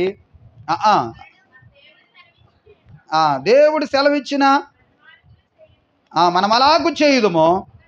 ఒక్కసారి వెలిగింపబడి పరలోక సంబంధమైన వరమును రుచి చూచి పరిశుద్ధాత్మలో మీరు పాలువారయ్యారు. దేవునికి స్తోత్రం చెప్పండి. ఎందులో పాలువారయ్యారు? పరిశుద్ధాత్మలో పాలువారై దేవుని దివ్య వాక్యమును, రాబో యుగ సంబంధమైన శక్తుల ప్రభావమును అనుభవించిన తరువాత తప్పిపోయిన వారు తమ విషయములో దేవుని కుమారుని మరలా సిలువ వేయుచున్నారు. ఆ తర్వాత చూడండి, బాహాటముగా ఆయనను అవమానపరుచున్నారు కనుక మారు మనసు పొందినట్లు అటు వారిని మరలా నూతన పరుచుట అసాధ్యము. దేవునికి స్తోత్రం చెప్పండి. కొద్ది బిగ్గరగా చెప్పండి. ఆ మాట చూడండి. ఒక్కసారి నువ్వు వెలిగింపబడ్డావు. ఎలా వెలిగింపబడ్డావు? బాప్తిసములో వెలిగించబడ్డావు, పరిశుద్ధతలోనికి నడిపించబడ్డావు. నడిపించబడిన నీవు పరసంబంధమైన దేవుని వరమును రుచి చూచి, టేస్ట్ చూసి, యెహోవా ఎవడో అని ఉత్తముడని రుచి చూచి, టేస్ట్ చూసి మరలా ప్రియులరా రాయబడిన సందర్భంలో పరిశుద్ధాత్మలో పాలివారమై, ఆ తర్వాత చూడండి ఏమంటున్నాడు, దేవుని దివ్యవాక్యమును రాబో యుగ సంబంధమైన శక్తుల ప్రభావం అనుభవించిన తర్వాత తప్పిపోతే మీకు అర్థమవుతుందా? తప్పిపోతే అట్టి వారిని మరలా వెలిగించుట కష్టం. మీకు ఆ విషయం చెప్పనా? లోకంలో మనం ఉన్నాం. లోకం మనల్ని ఎప్పుడు ఏం చేస్తూ ఉంటుంది? చెప్పండి గట్టిగా. ఆకర్షిస్తానే ఉంటుంది. వదులుతుందా? వదలదు. అర్థమవుతుందండి? వదులుతుందా? చెప్పండి గట్టిగా. ఈ జీవితం అంటండి ఏంటండి, ఒక ఆయన ఒక మంచి పాట రాశాడు. ఏంటో తెలుసండి? ఈ జీవితం అంటండి రంగుల గాలిపటం అంట. ఈ జీవితం ఏంటంటే రంగుల గాలిపటం. అది గాల్లో ఎగిరినప్పుడు ఎలా ఎగురుతుంది? అందరినీ ఆకర్షించుకుంటా ఎగురుతుంది. అది ఏదో ఒక సమయంలో, ఏదో ఒక టైంలో, ఏదో కొమ్మకు చిక్కుతుంది, అది చినుగుతుంది. దానికి ఆధారమైన దారం తెగిపోద్ది. దానికి ఒక ఆధారం ఉంటుంది కదా. ఏంటది? ఆ దారం కనుక తిరిగి తెగిపోయిందనుకో, మనం కూడా యేసు ప్రభులో మనం అందరము కూడా జతపరచబడి ఉన్నాం, కట్టబడి ఉన్నాం. ఆ దారము వెలిగింపబడి పరసంబంధమైన వరమును రుచి చూచి, అర్థమవుతుందండి, పరిశుద్ధాత్మలో మనం పాలివారమయ్యి మరలా ప్రియులరా తప్పిపోతే తెగిపోయిన బంధాన్ని మరలా కట్టుకోవడం, తెంపేసుకున్న వాడిని మరలా అతికించడం చాలా కష్టం. లోకంలో చాలామంది చూడండి, తెంపేసుకున్న వాళ్ళు మరలా మనం చూసాము అన్నీ చూసి మరలా తెంపుకున్నామంటే మరలా కట్టబడడం చాలా కష్టం. దేవునికి స్తోత్రం చెప్పండి. ఒక బిగ్గరగా చెప్పండి, ఇంకా బిగ్గరగా చెప్పండి, హల్లెలూయా. చూడండి, నువ్వు ఒక్కసారి వెలిగింపబడ్డావు, పరసంబంధమైన వరమును రుచి చూచావు, పరిశుద్ధాత్మలో పాలివాడు అయ్యావు, ప్రభు యొక్క దివ్య వాక్యమును రాబో యుగ సంబంధమైన శక్తుల ప్రభావమును అనుభవించిన తరువాత ప్రియులరా మరలా తప్పిపోయిన వారి విషయంలో దేవుని కుమారుని అప్పుడు పబ్లిక్గా ఏం చేశారంటే ప్రభుని సిలివేశారు. ఇప్పుడు పదే మనం ఏం చేస్తున్నాం? ఇప్పుడు మరలా ఏంటంటే పొడవబడిన గాయాల్లో మరలా మనం ఏం చేస్తున్నాం? గాయాలు రేపేవారిగా ఉన్నాం. మనం చేసే అతిక్రమాలను బట్టి, మనం చేసే అర్థమవుతుందండి ఆ అన్యాయమైనటువంటి పనులను బట్టి, మనం చేసే పాపపు క్రియలను బట్టి మరలా మనం ఏం చేస్తున్నాం? తగ్గిపోతున్న గాయాలను మరలా రేపే స్థితిలో మనము ఉన్నామని ప్రభు పేరట మీ అందరికి కూడా తెలియజేస్తున్నాను. ప్రియ సోదరుడా, ప్రభు పేరట మీకు తెలియజేస్తున్నాను, యేసు ఎవరో చెప్పండి. ఇప్పుడు చూడాలని వచ్చాడు. వచ్చేటప్పుడు ఎలా వచ్చాడు చెప్పండి గట్టిగా. అన్యాయస్తుడిగా వచ్చాడు, అక్రమం చేసేవాడిగా వచ్చాడు, పాపిగా వచ్చాడు. ప్రజల దృష్టిలో కూడా అతడు అన్యాయస్తుడు, అతడు పాపి అని పిలువబడేవాడిగా ప్రభు దగ్గరకు వచ్చాడు. హల్లెలూయా. ఆశ్రమ్ గారు జాగ్రత్తగా ఉన్నాడు వాక్యం. అన్యాయస్తుడిగా వచ్చాడు, అక్రమం చేయగా వచ్చాడు, పాపిగా వచ్చాడు. కానీ తిరిగి వెళ్ళేటప్పుడు ఎలాగెళ్ళాడో తెలుసండి? ఎలాగెళ్ళారు? సరికొచ్చారా? ఎలాగెళ్ళాడో తెలుసా? చాలా విలువైన వాడిగా ఇంటికి వెళ్ళాడు, చాలా శ్రేష్టమైన వాడిగా వెళ్ళాడు. అతడికి పేరుకు తగినట్లుగా ఇంటికి వెళ్ళాడు. అతని పేరుకు తగినట్లు జీవితం జీవించేవాడిగా తన ప్రవర్తన మార్చేసుకున్నాడు. హల్లెలూయా. చెప్పండి బిగ్గరగా, హల్లెలూయా. మనం వస్తున్నాం, వాక్యం నేర్చుకుంటున్నాం, మనం వస్తున్నాం, దేవుని మాటలు వింటున్నాం. వచ్చేటప్పుడు నీ స్థితి ఎలాగున్నా, వచ్చేటప్పుడు నీ పరిస్థితి ఎలాగున్నా, వెళ్ళేటప్పుడు మాత్రం నువ్వు ఎలాగెళ్ళాలో తెలుసా? చెప్పండి. ఇప్పుడు ఎలాగల? స్వచ్ఛమైన వాడిగా మనం ఇంటికి వెళ్ళాలి. వెళ్ళేటప్పుడు ఎలాగెళ్ళాలో తెలుసా? పరిశుద్ధమైన వాడిగా ఇంటికి వెళ్ళాలి. హల్లెలూయా. చెప్పాలి బిగ్గరగా. వచ్చేటప్పుడు ఎలాగొచ్చావో అది నీకే తెలుసు. వచ్చేటప్పుడు నేను ఎలాగొచ్చానో అది నాకే తెలుసు. మనందరము ఎలాగొచ్చామో మనకు మాత్రమే తెలుసు. ప్రియులరా, అది మన పరిస్థితి, మన ఆలోచన విధానము, మన ప్రవర్తన, మన క్రియలు, మన భక్తి జీవితం ఎలాగున్నదో, ఎలా జీవించామో, ఎలా నడిచామో అన్నీ మనకు తెలుసు. వచ్చిన తర్వాత దేవుని సన్నిధిలో వాక్యం విన్న తర్వాత, దేవుని సన్నిధిలో వాక్యము చేత నువ్వు బలపరచబడిన తర్వాత, నూతన ఉజ్జీవం నీలోనికి వచ్చిన తర్వాత ప్రియులరా నీ స్థితి మందిరములో మార్చుకుని నూతనమైనటువంటి అదవుతుందండి పరిస్థితితో నువ్వు ఇంటికి వెళ్ళాలి. హల్లెలూయా. ఎలాగ వెళ్ళాలి? నూతనమైనటువంటి స్థితి మార్చబడిన వ్యక్తిలాగా నువ్వు ఇంటికి వెళ్ళాలి. అందుకని ఎలాగొచ్చావో అలాగే వెళ్ళిపోతే ఏ మాత్రమో ప్రియులరా మన భక్తికి, మన విశ్వాసానికి, మన ప్రార్థన జీవితానికి అర్థం అనేది లేనే. చెప్పండి బిగ్గరగా. ప్రియులరా, ఇప్పుడు చూడండి, ఈయన వచ్చాడు, చాలాసార్లు మనం విన్నాం, వచ్చాడు ఈయన. ఇప్పుడు చూడాలనుకున్నాడు, చూడలేకపోయాడు. మేడి చెట్టు ఎక్కాడు. మేడి చెట్టు ఎక్కిన ఆ మేడి చెట్టు కిందకు డైరెక్ట్గా ఎవరు వచ్చారంటే చెప్పండి. ఇప్పుడు యేసు ప్రభువే వచ్చాడు. మీకు ఆ విషయం చెప్పనా? మనం ఆకాశానికి ఎక్కిపోయినా అక్కడ ఆయన ఉన్నాడంటే అండి. ఎక్కడున్నాడు?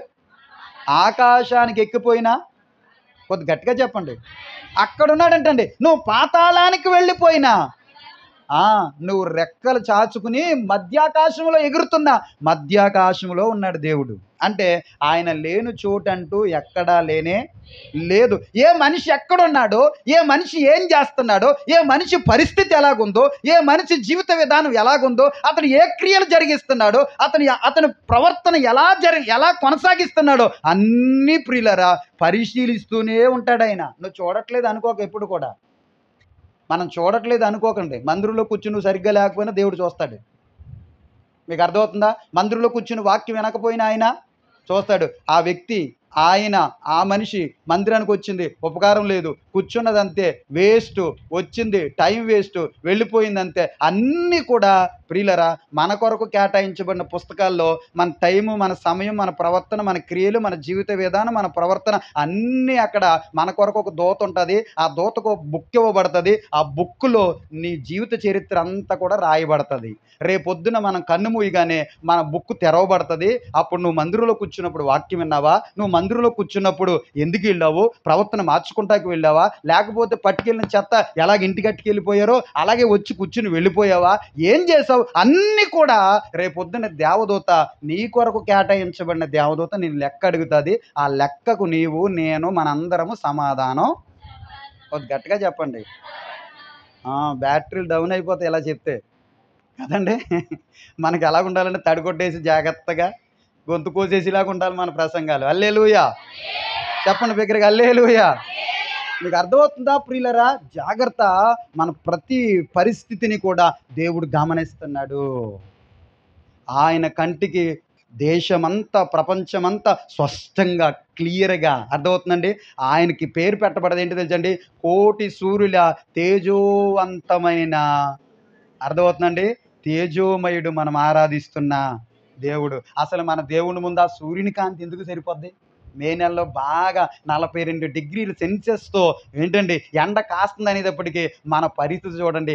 ఏసీ కిందకి వెళ్దామా, డీసీ కిందకి వెళ్దామా అని ఆలోచన చేస్తాం మనం కదండి. కానీ ఆయన కనుదృష్టి మాత్రం 1000 సూర్యుల కాంతితో సమానమైంది. హల్లెలూయా దగ్గరగా చెప్పండి ప్రియుల. ప్రతి వ్యక్తిని ఆయన చూస్తూనే ఉన్నాడు ప్రియులరా. ఈయన మెదలకుండా అనుకున్నాడు ఏదో రకంగా ఈ సెలబ్రిటీని మనం చూసి వెళ్ళిపోదామని చెప్పేసి త్వరగా వెళ్ళి ఈయన ఏం చేశాడంటే మేడు చెట్టు ఎక్కాడంట. ఏ చెట్టు ఎక్కాడు చెప్పండి దగ్గరగా?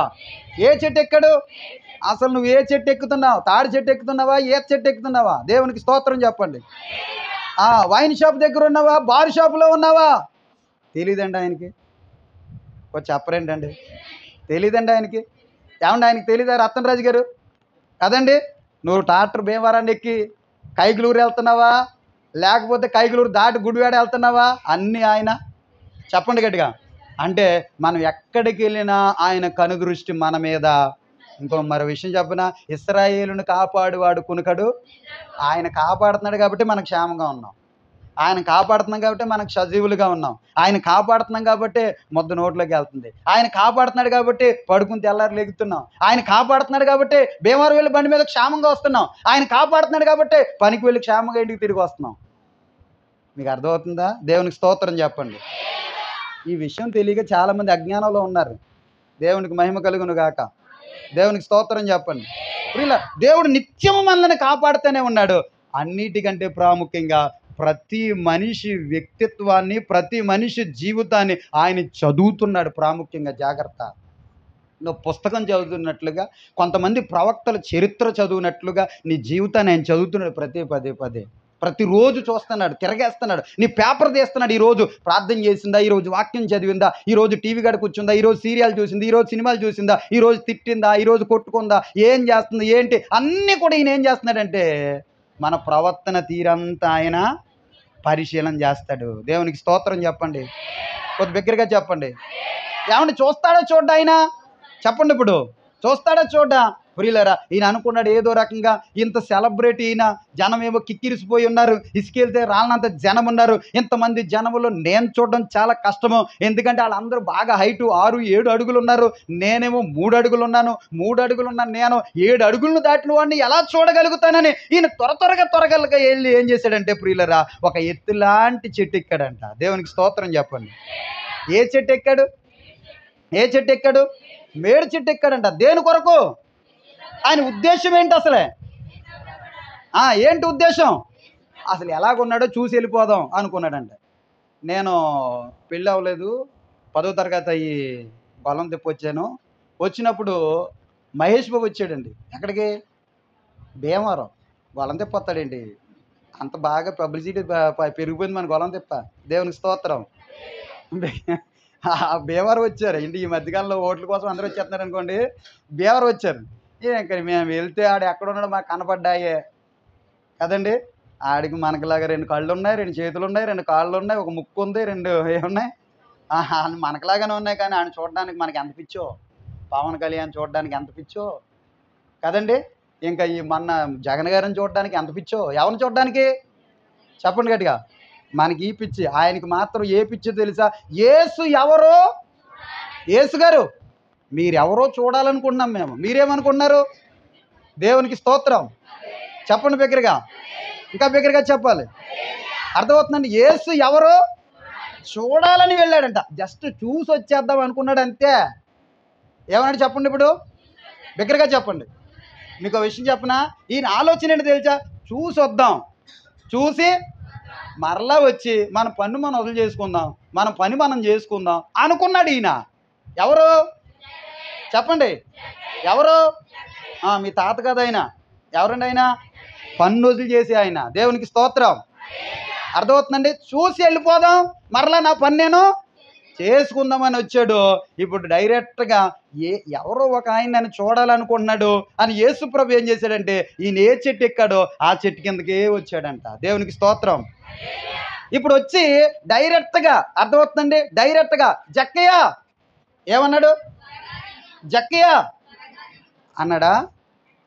పేరేమో నువ్వు రాసిచ్చావేంటి ఆయనకి? దేవునికి స్తోత్రం చెప్పండి. ఏమన్నాడు? జక్కయ్య అన్నాడు. అసలు పేరు ఎలా తెలిసింది ఈయనకి? తల్లి గర్భంలో నువ్వు రూపొందక ముందుపే మీ అమ్మ బాబు ఏ పేరు ఎడతారో ఆయనకి తెలుసా తెలీదా? కొద్ది గట్టిగా చెప్పరా అవి.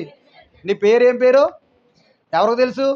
మీ అమ్మ మీ నాన్న పెట్టకముందే నీ పేరేంటో, జక్కయ్య కూడా వాళ్ళ అమ్మ నాన్న పేరు ఎట్టకముందే ఆయన పేరేంటో తెలుసు. అందుకనే డైరెక్ట్గా ఎవరు పేరు చెప్పకపోయినా డైరెక్ట్గా వచ్చి జక్కయ్య చెప్పండి ఇప్పుడు దిగిరా. నా ప్రియులరా, ప్రభు మిమ్మల్ని కూడా పిలుస్తున్నాడు. మిమ్మల్ని కూడా ఏమన్నా తెలుసండి, ఒక్కొక్కరిని స్థితి మార్చుకోకుండా, జీవితం మార్చుకోకుండా, అన్యాయము పాపపు బ్రతుకులు విడిచిపెట్టుకోకుండా మనందరము జీవిస్తున్న మనందరినీ పేరు పెట్టి పిలుస్తున్నాడు. ఈ మధ్యాహ్న కాల సమయంలో ఒక్కొక్కరిని మరియమ్మ, మార్తమ్మ, మొత్తం 3 ఉన్నారు. ఏ మరియమ్మ అని పిలవను నేను. దేవునికి స్తోత్రం చెప్పండి. కొద్ది బిగ్గరగా చెప్పండి. ప్రతి ఒక్కరిని పేరు పెట్టి పిలుస్తున్నాడు. ఎందుకో తెలుసా? నువ్వు వచ్చిన తర్వాత, నా దగ్గర నన్ను చూడాలని వచ్చిన తర్వాత, నేను నీతో మాట్లాడిన తర్వాత నీ స్థితి మారిపోవాలా. హల్లెలూయా చెప్పండి బిగ్గరగా, ఇంకా బిగ్గరగా చెప్పండి. నీ పేరు పెట్టి పిలిచిన తర్వాత, అమ్మ ఇంకో మరియమ్మ గారు ఉన్నారు, 4వ మరియమ్మ గారు. ఆ మరియమ్మ గారు మర్చిపోయాను నేను.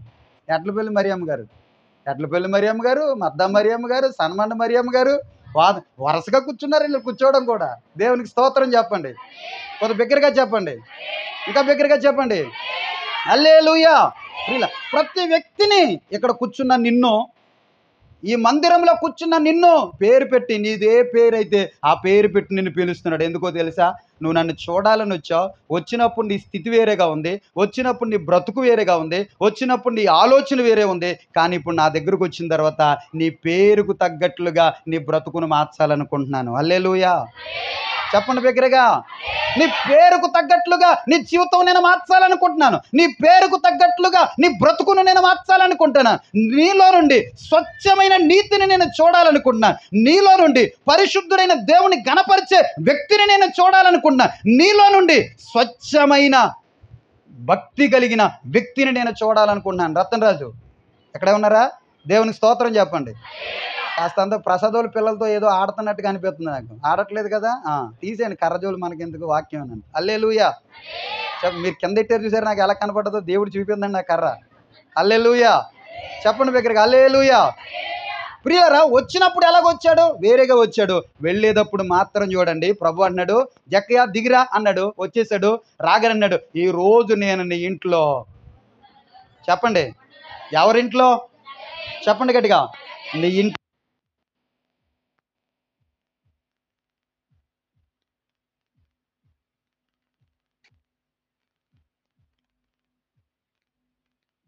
హల్లెలూయా.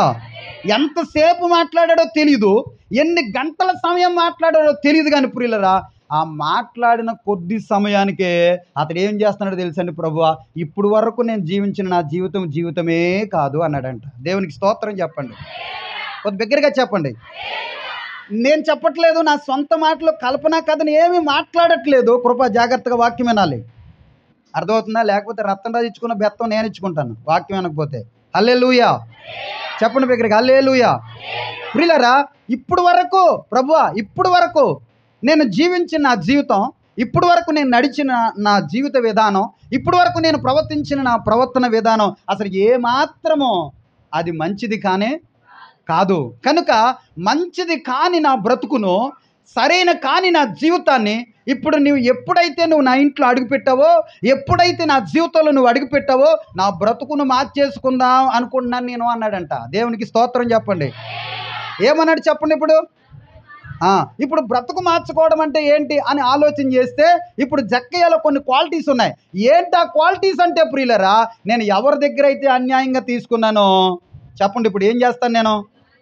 వారికి 4 రెట్లు నేను ఇది. ఇప్పుడు ఏంటో ఇప్పుడు బాప్తీసం మారు మనసు అంటే ఏంటో తెలుసండి.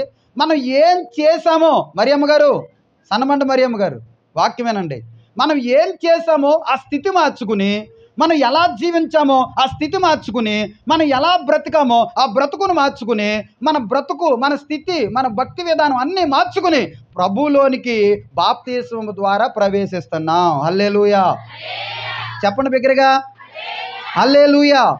ఇప్పుడు మారు మనసు ఏంటో తెలుసండి ప్రియులరా? ఏంటి చెప్పండి. ఇప్పుడు జక్కయ్యలో మారు మనసు వచ్చింది. ఏంటా మారు మనసు చెప్పండి. ఇప్పుడు ఏంటా మారు మనసు? అయ్యా నువ్వు మాట్లాడవు ఇప్పుడు వరకు, అసలు నీలా మాట్లాడిన వారు ఎవరో కూడా నాతో, అసలు నన్ను చూస్తేనే పరిగెట్టేవారు చాలామంది, కానీ నీకులాగా నాతో మాట్లాడిన వారు ఎవరు కూడా, అసలు మన ప్రభువులాగా మనతో మాట్లాడే వాళ్ళు ఎవరున్నారండి? ఎవరన్నా ఉన్నారా? ఇంత సమయం, ఇంత టైం నీ వాక్యము, శ్రేష్టమైన దేవుని వాక్యము నీతో మాట్లాడుతుందండి. మనం అనుకుంటాం చిన్ని పాస్టర్ గారు మాట్లాడుతున్నారు, యోహాన్ పాస్టర్ గారు మాట్లాడుతున్నారు, ఎవరో వచ్చిన పాస్టర్ గారు మాట్లాడుతున్నాం అనుకుంటాం. అదే తప్పు. అందుకని బ్రతుకుని జీవితం మార్చుకోవడానికి అవకాశం లేకుండా పోతుంది. ప్రభువు మాట్లాడుతున్నాడు, జాగ్రత్త. దేవుడు మాట్లాడుతున్నాడు, జాగ్రత్త. చెట్టెక్కిన జక్కని పిలిచినట్లుగా నిన్ను పిలుస్తున్నాడు, జాగ్రత్త. జాగ్రత్తగా దేవుని వాక్యాన్ని కనిపెట్టుకుని యేసయ్య పాదాల దగ్గర కూర్చుని వాక్యాన్ని వినే ప్రయత్నం మనందరం కూడా చేయాలి. ఇప్పుడు మారు మనసు అంటే ఏంటంటే, ప్రభు ఎప్పుడైతే ఆయనతో మాట్లాడాడో, ప్రభు ఎప్పుడైతే ఆయనతో కొంతసేపు టైం స్పెండ్ చేశాడో, ఇప్పుడు ఈయన అన్నాడు, ఏమన్నా తెలుసండి, అయ్యా నేను అన్యాయస్తుని అన్నాడు. నేను అన్యాయస్తుని. ప్రభుత్వం ప్రకారంగా ఎంత విధిస్తే దానికంటే కాస్తంత నేను లాభం వేసుకుని వసూలు చేయాలి, కానీ దానికంటే ఎక్కువగా స్వార్థపరున్నాయి, స్వార్థ జీవునై నా యొక్క స్థితి, నా యొక్క కుటుంబాన్ని బట్టి నా గురించి నేను ఆలోచన చేసుకుని నేను ఉండాలి, నేను బాగోవాలి, నేనే ఎక్కువగా సమాజంలో మంచి పేరు పొందిన వాడిగా బ్రతకాలి అని ఆలోచనతో ₹3 ప్రభుత్వం అయితే ₹4 నేను వసూలు చేసుకోవాల్సింది 4 రెట్లు నేను వసూలు చేస్తున్నాను. వసూలు చేసిందంతా నేను 4 రెట్లు అన్యాయం చేసిన వాడికి అది మారు మనసు. మీకు అర్థమవుతుందా? పేకాట ఆడేవాడు బాప్తిస్మానికి ముందు ఏం చేయాలి తెలుసా? ఇప్పుడు వరకు నేను పేకాట ఆడాను అయినా, ఇది ఇప్పుడుతో నేను ఏం చేస్తున్నాను అది. ఇప్పుడు మీకు ఒక విషయం చెప్పనా? క్రీస్తునందున్నవాడు నూతన సృష్టిగా మార్చబడాలి. అదే మారు మనసు అంటే. టీవీ చూసి అలవాటు ఉంది, బాగా టీవీ చూసి అలవాటు ఉంది. ఇప్పుడు ప్రభువులోనికి వచ్చిన తర్వాత, మారు మనసు పొందిన తర్వాత, బాప్తీసం తీసుకున్న తర్వాత అల్లరితో కూడిన ఆట పాట ఉంటుంది. దేంట్లో చెప్పండి? అన్నీ మంచిగా ఉంటాయా? ఏముంటాయి? ఎక్కువగా అల్లరితో కూడిన ఆట పాటలు ఉంటాయి. ప్రభు ఉపయోగిస్తే దాన్ని మంచి కొరకు ఉపయోగిస్తాను, చెడ్డ కొరకు ఉపయోగించను. అల్లరితో కూడిన ఆట పాటలు నేను చూడను. ఇక నుంచి నేను మారు మనసు పొంది బాప్తీసం పొందిన తర్వాత సీరియల్ కట్టో, సినిమాలు కట్టో, అన్నీ కట్టో అని మానేసుకోవాలి. మీకు అర్థమైందా? దేవునికి స్తోత్రం చెప్పండి. పేకాట ఆడేవాడు పేకాట మానేయాలి. సిగరెట్ కాల్చేవాడు సిగరెట్ కాల్చడం మానేయాలి. సుట్ట కాల్చేవాడు సుట్ట తాగడం మానేయాలి. బీడీ కాల్చేవాడు బీడీ తాగడం మానేయాలి. పాపం చేసేవాడు పాపం చేయడం మానేయాలి. వ్యభిచారం చేసేవాడు వ్యభిచారం చేయడం మానేయాలి. అన్యాయం చేసేవాడు అన్యాయం చేయడం మానేయాలి. అన్నీ మానుకుంటేనే దాన్ని మారు మనసు అంటారు. ఇవన్నీ కొనసాగిస్తే దాన్ని మారు మనసు అన్నారు. చెప్పండి. ఇప్పుడు రే బాబు చెప్పరా జోషం, అదేని మారు మనసు అంటారు? ఇక్కడే ఉన్నావా? జాగ్రత్తగా ఉండు. దేవునికి స్తోత్రం చెప్పండి. అన్నీ మానుకుంటేనే ఏమంటారు దాన్ని? ఏది మానకపోతే అది మారు మనసు కాదు. అది మారు మనసు కాదు. ఇవన్నీ వదిలేస్తేనే నువ్వు నూతన సృష్టి అయ్యావు. ఇవన్నీ వదిలేస్తేనే క్రీస్తునందు నువ్వు నూతన సృష్టిగా మార్చబడ్డావు. ఇవన్నీ వదిలేస్తేనే క్రీస్తులో నువ్వు నూతనమైన వ్యక్తిగా నువ్వు మార్చబడ్డావు. అందుకనే వెంటనే జక్కయ్యతో ప్రభు అన్నాడు, జక్కయ్య నీ ఇంటికి, చెప్పండి ఇప్పుడు, నీ ఇంటికి, ఇంటికి కాదు, ఈ గుడారానికి వచ్చింది రక్షణ. ఏ గుడారానికి? నీ దేహం అనే గుడారానికి ఏమొచ్చింది? రక్షణ వచ్చింది. అర్థమవుతుందండి? నువ్వు కూడా ఎవరో తెలుసా? అబ్రహాము యొక్క కుమారుడివే. లాజరు చనిపోయిన వెంటనే ఎలాగా అబ్రహాము ఒడిలోనికి చేర్చబడ్డాడు. రేపొద్దు నీ సాక్ష్యాన్ని కాపాడుకుంటే, రేపొద్దున నీ జీవితాన్ని ఇలాగే కాపాడుకుంటే, నువ్వు దేవుని కొరకు ఉన్నతంగా బ్రతుకుతే, దేవుని కొరకు ఉన్నతంగా జీవిస్తే, రేపొద్దున ఇక్కడ కన్నుమూయగానే నువ్వు అబ్రహాము ఒడిలోనికి చేర్చబడతావు. హల్లెలూయా. చేతులు ఉన్న వాళ్ళందరూ చెప్పండి హల్లెలూయా, హల్లెలూయా, హల్లెలూయా. ప్రియులారా, వచ్చేటప్పుడు ఎలాగొచ్చాడు చెప్పండి. ఇప్పుడు మీకు ఆ విషయం చెప్పనా? వచ్చేటప్పుడు ఎలాగొచ్చాడో తెలుసండి? పాపం అనే కంపుతో వచ్చాడు. ఎలా వచ్చాడు? కొద్ది గట్టిగా చెప్పండి. పాపం అనే బురదతో, పాపం అనే మురుకుతో, పాపం అనే కంపుతో యేసయ్య దగ్గరికి వచ్చాడు. ఈయన ఎలాంటి వాడు? ఈయన ఎలాంటి వాడు? కాదు, సబ్బు లాంటి వాడు. బిగ్గరగా చెప్పండి. ఎలాంటి వాడు ఈయన? బిగ్గరగా చెప్పండి అయ్యా. ఎలాంటి వాడు? ఎక్కడుంది? ఎక్కడుంది? దేవునికి స్తోత్రం. పాస్టమ్ గారు అంటున్నారు బైబిల్లోనే ఉందంట. మరి నాకు తెలియదు, మరి బైబిల్లో ఉన్నట్టుగా. దేవునికి స్తోత్రం. చెప్పండి బిగ్గరగా, ఇంకా బిగ్గరగా చెప్పండి హల్లెలూయా, హల్లెలూయా. మన దేవుడు అంటండి ప్రియులరా సబ్బు వంటి వాడు. మలాకీ గ్రంథంలో ఉంటుందండి ఆ మాట. మలాకీ గ్రంథంలో ఆ మాట ఉంటుంది. చూద్దామండి ఒకసారి. మలాకీ గ్రంథంలో మన దేవుడు సబ్బు వంటి వాడు అని రాయబడి ఉంటుంది. దేవునికి స్తోత్రం. హల్లెలూయా. మన ప్రభు అంటండి ఎలాంటి వాడు? సబ్బు వంటి వాడు. మలాకీ గ్రంథంలో ఆ మాట రాయబడి ఉంటుంది. ఒక్కసారి ఆ మాట మనం ప్రియులరా చూద్దామండి. ఆ మాట చదువుదాం.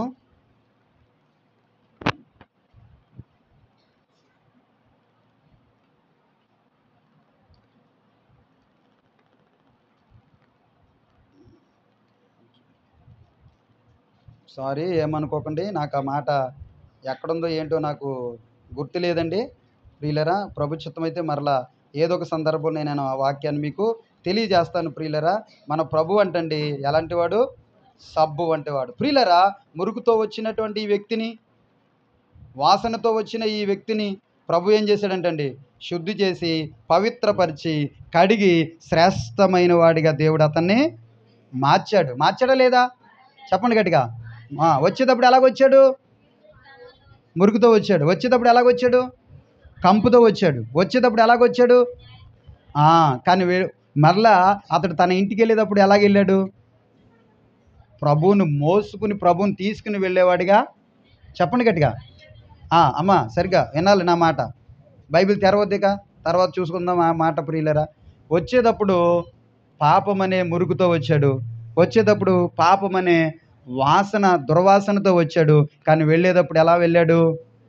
పరిశుద్ధుడిగా, స్వచ్ఛమైన వాడిగా, దేవుని చేత ఉదక స్నానము చేయబడిన వాడిగా మరలా తన ఇంటికి వెళ్ళాడు. మనం కూడా అంతే.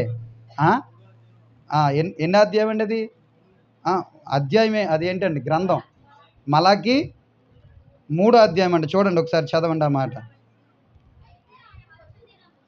3 ఎన్ని అధ్యాయం అండి? వచ్చినాం 2 చూడండి ఒకసారి.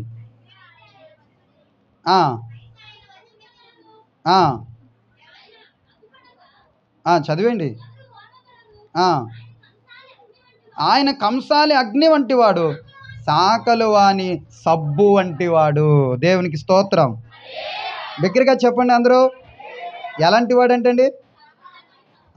ఉతికి స్నానం చేసి మురుగుతో తెచ్చినటువంటి, రేవులోకి తెచ్చిన బట్టలు ఎలాగైతే శుభ్రం చేసుకుని వెళ్తామో, మందిరానికి వచ్చిన మనల్ని కూడా దేవుడు ఏం చేస్తాడు? శుభ్రం చేసి, పవిత్రపరిచి మన ఇంటికి మనలను పంపిస్తాడు. నా ప్రియమైన దేవుని సంగమా, మనం ఎలాగొచ్చామో అలాగే వెళ్ళిపోతే ప్రయోజనమో? చెప్పండి గట్టిగా.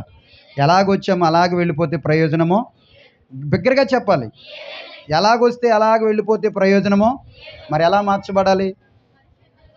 సబ్బు చేత ఉదక స్నానం చేయబడిన ప్రశస్తమైన వస్త్రాలుగా మనం ఇంటికి మనం వెళ్ళాలి. వాక్యము చేత ఉదక స్నానము చేయబడిన, అర్థమవుతుందండి, ప్రశస్తమైన వారిగా, పరిశుద్ధులుగా, అర్థమవుతుందండి, పరిశుద్ధులుగా, స్వచ్ఛమైన వారిగా దేవుని మన ఇంటికి వెళ్ళేవారిగా ఉండాలి. వచ్చేటప్పుడు పాపం మోసుకుని వచ్చాం, వెళ్ళేటప్పుడు ప్రభువుని మోసుకుని, చెప్పండి గట్టిగా, పిల్ల ఇటు చూడు, ఎలాగెళ్ళాలి? వచ్చేటప్పుడు వాక్యాన్ని మోసుకుని వెళ్ళేవారిగా ఉండాలి. అర్థమవుతుందా ప్రియులారా? ప్రార్థన చేసుకుందాం. అందరూ కూడా కళ్ళు మూసుకొని ప్రార్థన.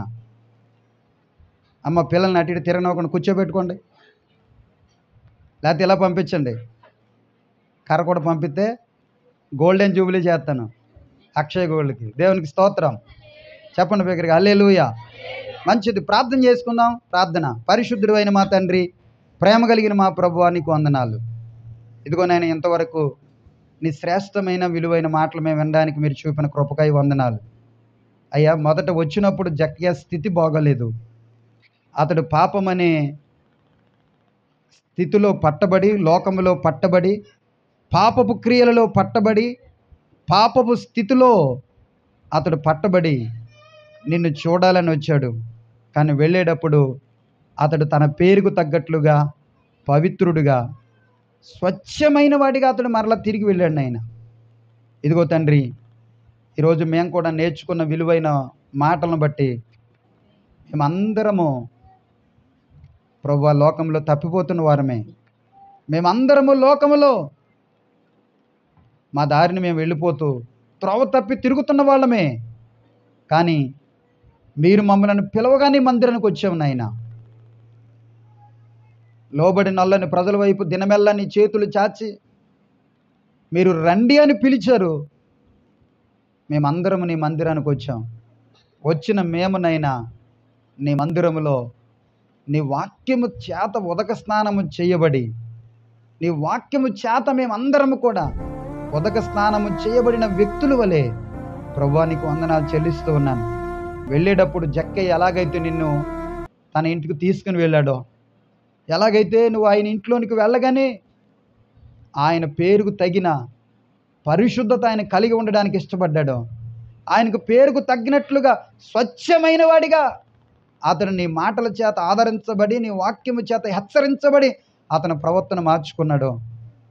నాయన, చాలా కాలం నుండి మందిరానికి వస్తూ, చాలా కాలం నుండి మేము భక్తి చేస్తూ మా ప్రవర్తన సరి చేసుకోక, మా జీవితం సరిదిద్దుకోక, నాయన వ్యర్థమైన మేము భక్తి చేస్తూ మా నీతి నీ దృష్టిలో మురుకు గుడ్డల్లాగా కనపడే లాంటి భక్తి విధానాన్ని మేము కలిగి ఉంటూ వ్యర్థమైన భక్తి చేస్తున్న మమ్మలను మీరు బలపరచడానికి, ఉజ్జీవింప చేయడానికి మీరు వాక్యం ద్వారా బలపరిచారు, మాట్లాడారు. అందుని బట్టి నీకు వందనాలు ప్రభువానికి స్తోత్రాలు చెల్లిస్తూ ఉన్నాను. మమ్మల్ని వాక్యంలో బలపరచండి, వాక్యంలో బలపరచండి నాయన. చాలామంది మరలా లోకంలోకి వెళ్ళిపోతున్నారు, మందిరాన్ని నిర్లక్ష్యం చేస్తున్నారు, సరిగ్గా ఆరాధనలో పాల్గొనడానికి ఇష్టపడట్లేదు. అపవాది ఆవరించే స్థితిలో చాలామంది ఉంటూ ఉన్నారు నాయన. అలాగ ఉండడానికి వీల్లేదు. ప్రారంభంలో ఎలాంటి విశ్వాసం, ఎలాంటి భక్తి, ఎలాంటి ప్రార్థనా జీవితాన్ని కలిగి ఉన్నారో నాయన, ప్రారంభము కంటే అంతం ముఖ్యము. బాప్తిస్మము కంటే నాయన మా అంతము చాలా ప్రాముఖ్యమైందని గ్రహించి నాయన మందిరానికి వచ్చి వాక్యము చేత మేము బలపరచబడుతూ, వాక్యాన్ని నిత్యము ధ్యానిస్తూ నీ రాకడ కొరకు మేము అందరము సిద్ధపరచబడే కృపను, ధన్యతను, భాగ్యాన్ని మీరే మా అందరికీ దయచేయమని. కూడి వచ్చిన నీ బిడ్డలందరినీ మీరు దీవించండి, వారి కుటుంబాన్ని మీరు ఆశీర్వదించండి నాయన. ఏ అవసరతతో వచ్చారో వారి అవసరతను మీరు జ్ఞాపకం చేసుకుని వారికి సహాయం చేయండి. ఏ అనారోగ్యముతో వచ్చారో వారి అనారోగ్యం నుండి మీరు స్వస్థపరచండి. అన్నిటికంటే ప్రాముఖ్యంగా నైనా నీ వాక్యము చేత బలపరచండి. విని వెళ్ళిపోవడం కాదు, విన్నదాని ప్రకారంగా మేము అందరము బలపరచబడడానికి కృప దయచేయండి. మా స్థితి మార్చుకోవడానికి, మా పరిస్థితి మార్చుకోవడానికి నీ పరిశుద్ధాత్మ సహాయమును మీరే మా అందరికీ దయచేయమని, ఆదరించి బలపరచమని యేసు నామములో ప్రార్థన చేసి వేడుకుంటున్నాను మా పరమ తండ్రి. హల్లెలూయా. చెప్తాం అందరూ. ఒరే సరిగ్గా ఇది ఊరొచ్చేస్తుంది కదా. దేవునికి స్తోత్రం. హల్లెలూయా. దగ్గరగా చెప్తాం హల్లెలూయా. మంచిది ప్రియుల